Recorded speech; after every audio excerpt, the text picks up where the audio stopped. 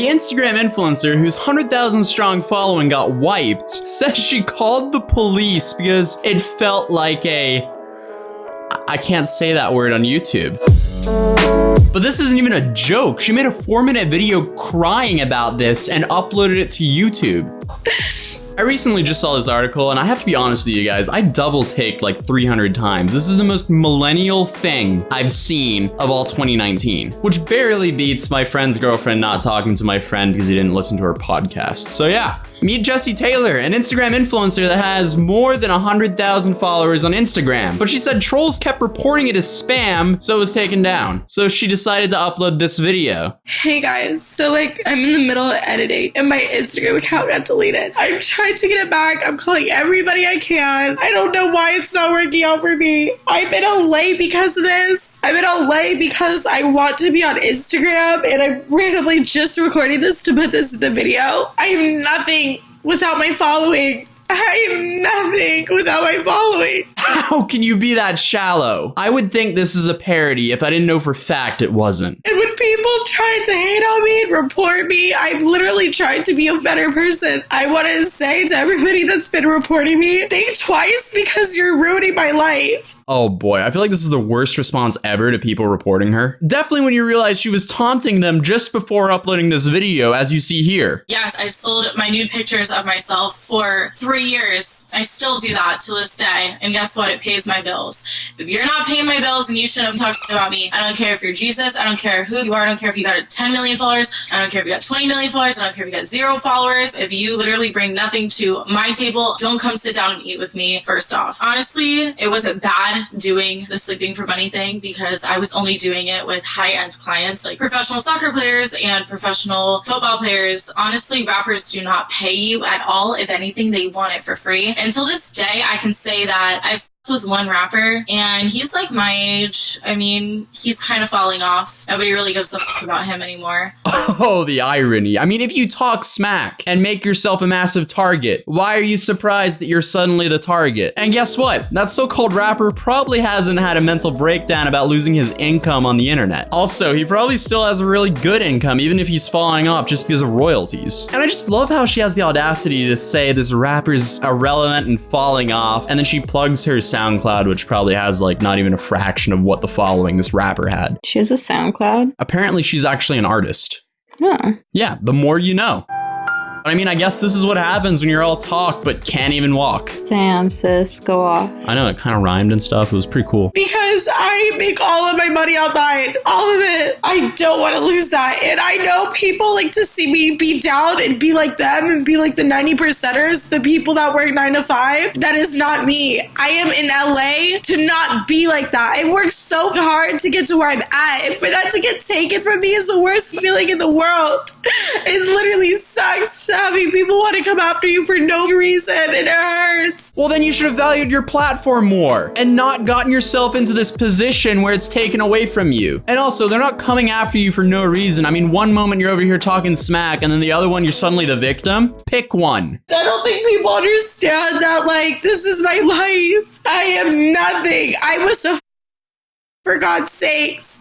Every single day. I don't even do that anymore because I make all of my money online. I don't want to go back to that life. From the bottom of my heart, it sucks. Okay, how did you get it in your head that you're either someone who sleeps with someone for money or post half-naked pictures of yourself on Instagram? How do you reduce yourself to those 3 things? Like, before I was lucky enough to get the job I currently have, which is this YouTube channel, I worked as a superintendent/janitor. This is actually during the time where I met Daniel, my editor.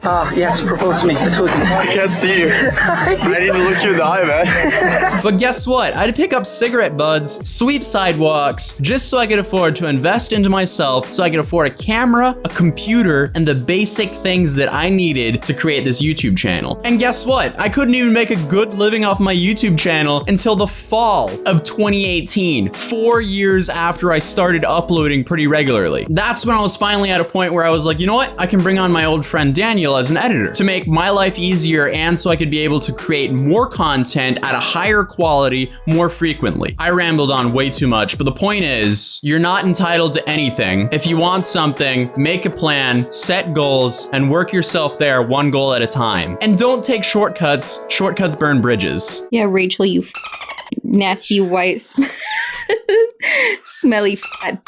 Hannah, no one understands that meme. Yes, they do. Just because your audience is ignorant to meme culture, like the good memes, doesn't mean that there won't be a couple that will understand.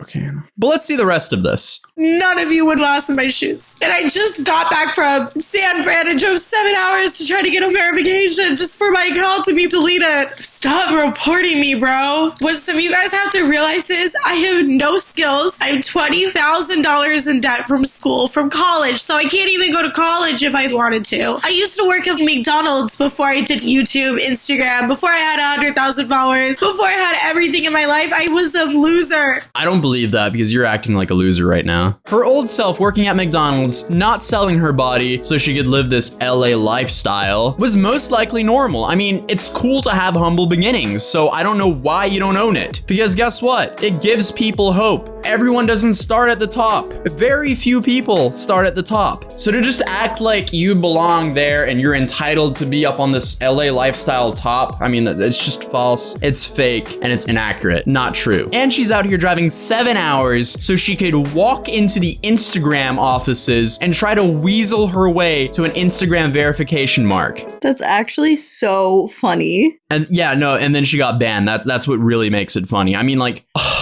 it's funny because, like, how many shortcuts can you take in life? I mean, she's done every single one, it seems like. She drove a 14-hour round trip to weasel her way into a verification check mark, and she sold her body for money because she didn't want to do anything that takes effort. And now she's on YouTube crying because she got her Instagram taken away from her, and she's scared she actually has to do something that takes effort. Like, this is a lost cause. Like, what is she going to do when she's old and she cannot use her body to her own advantage? I was confused because in the video, doesn't she say, I'm in debt for going to university for 4 years, so I can't go back to school? It's like, what did you graduate with then, though? Like, why can't you use that? Yeah, and then meanwhile, she's like saying she's heavily in debt, and then she has like a diamond earring, and she's bragged about making $500,000 in the past 3 years. It just does not add up at all. I just can't handle this video, honestly. Working at McDonald's. Not saying there's anything wrong with people working at McDonald's because I worked there, but I don't want to go back to that life. I'm perfectly happy where I'm at. I have no job qualifications. I could never work a normal job. I'm worthless. I bring nothing to the table. Zero. I always get in fights with people. I always get kicked out of places. Like, I'm not work material. I will never be work material. So stop reporting me on Instagram. The last thing I want to do is be a homeless in the street doing.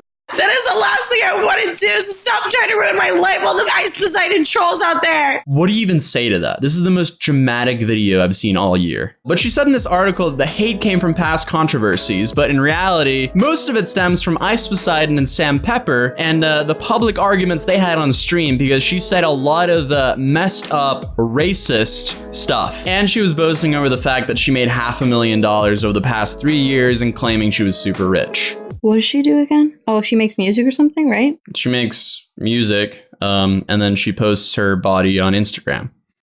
But apparently her money's not there anymore because she paid a few months rent and went to the Gucci store a few times. You go to the Gucci store when you're in $20,000 student loan debt? What? Why would you ever do that to yourself? Send her to the ranch. No, genuinely, she needs to be thrown headfirst into the ranch. Where is Dr. Phil when we need him? This just annoys me so much. I'm sorry, I'm gonna have a financial rant here. Oh, God. Are you really gonna do this? Influencers who make stupid money, please do yourself a favor. Just please live off of 33% of your income. You will thank yourself later. And for example, let's just use her income that she personally was boasting about. So she made $500,000 in the past 3 years. That averages out to like just under $14,000 a month. And 33% of that is like $4,600-ish. So congratulations, you can now afford a $2,000 a month rent. You have a food budget of about $900 and a fun budget of $1,766, and that is a month. That's so nice. Oh yeah, and that's only living off of 33% of her income. That's so nice. Exactly. See, that's really nice, and that's only 33% of her income. See? Then you take another 33% a month of what she's making and put it into investments. That's how the rich stay rich, by investing. That's how you keep your money. The goal here is to beat inflation, so you want to put your money so it actually works for you. you. Do y'all see his dad personality forming right now? Oh yeah, it's really coming in now. All of that were here for the tea were like, I didn't sign up for a life lesson from my dad.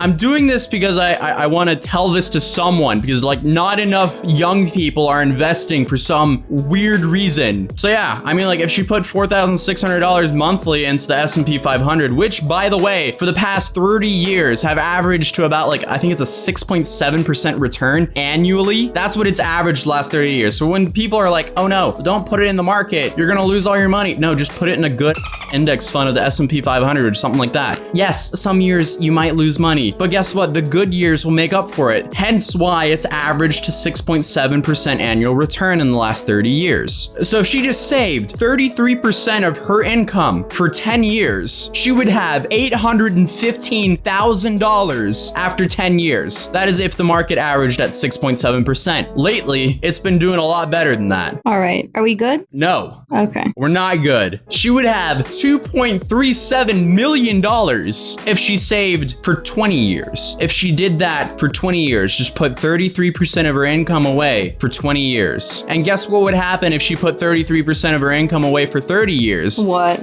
She would have $5.37 million. Wow, you're very passionate about this. Oh yeah, I really am actually. So my point is, don't blow your money, save and invest it. As you can see, it's clearly worth it. And sure, the market can perform badly for a year, but guess what? That makes the stock cheaper. But overall, it will climb. Obviously, you're allowed to have fun and celebrate, but don't spend more than 33% of your income on fun, because then past fun will become current stress. And of course, finally, save the remaining 33.33% for tax. Because guess what? It's way better to pay tax than to go to jail for not paying tax. So that's all for the nerdy stuff. I'm not gonna bore you with any more financial stuff. You're free to go now. Don't follow any of Jesse Taylor's footsteps and you'll be off to a really good start. And on that note, I'll be ending today's video. If you enjoyed the video, please drop a like on it. If you're new here, I welcome you to my channel. It'll be awesome if you subscribed. And if you want to follow me outside of YouTube, you can find me on Instagram and Twitter as @Atozy. Links will be down in the description down below. If you want to follow my adorable puppy who's outside right now, he's not outside, he's just outside of the room because he wouldn't stop barking while he was here, and then he like peed on my floor, and then he ended it with a number 2 on my floor, and I was like, you know what? I'm gonna put you outside for right now. You're not allowed to be in my studio. This is the stew, by the way. In reality, it's just it's a bedroom that I converted into an office. But hey, it's the booth. Follow @Gary the Puppy on Instagram and YouTube.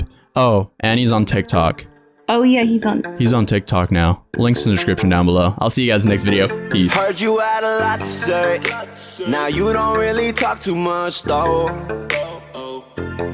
I've been running out these gates, but I'm not ever really late, no. Yeah, I've been seeing all these sights, been traveling. In my suitcase I pack light, I got my plans.